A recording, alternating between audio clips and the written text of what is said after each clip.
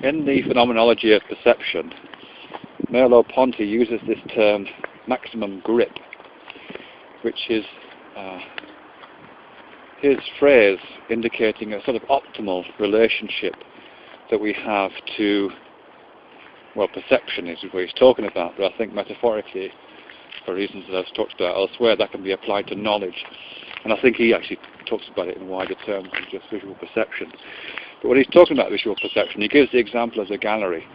We walk into a gallery space, and we know without being told pretty much where to stand. Obviously we stand in front of the painting or in front of the sculpture, but also we stand at a certain distance from it without any sort of indicators about what the distance may be. We just intuitively know how far away to place ourselves.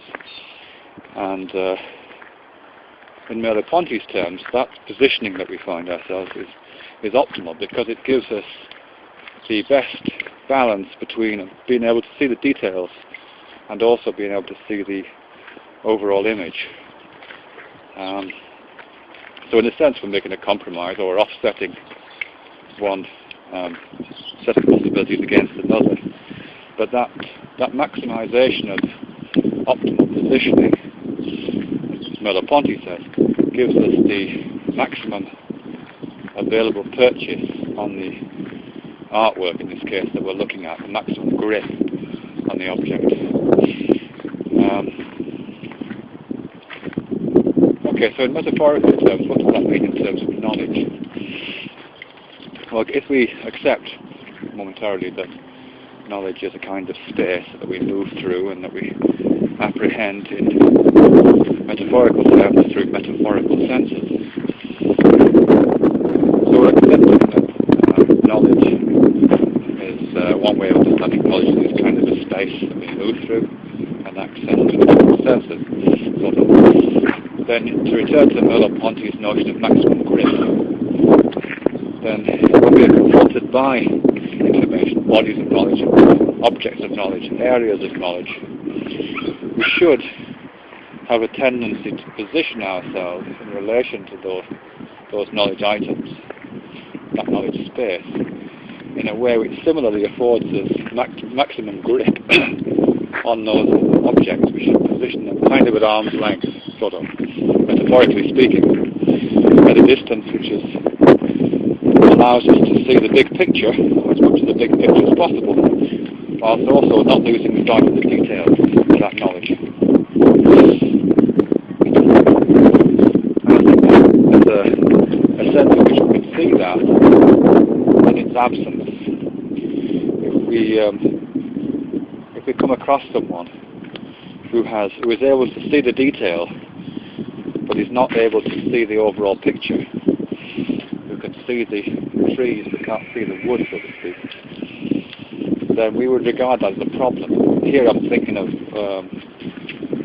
savants, autistic savants, for example.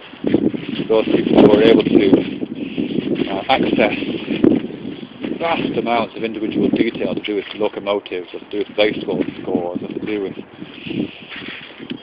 whatever it may be, facts of history, but don't have any ability to see the big picture, to see the shape of the history of baseball, to see the shape of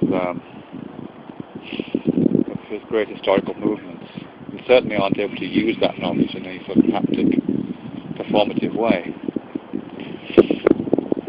That would be an example of,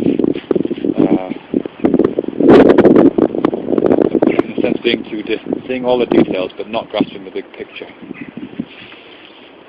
Conversely, it may be that some of us are able to, in a sense of the big picture, experience the gestalt of a complex situation, but aren't able to see the details, can see the wood but can't see the trees.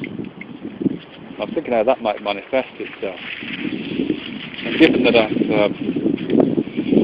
got this idea going that complex gestalt information presents itself as intuition and at the level of feeling, then what we should expect to see there is individuals who are able to get a strong felt sense of the situation. We can really feel the wrongness or the rightness of the situation.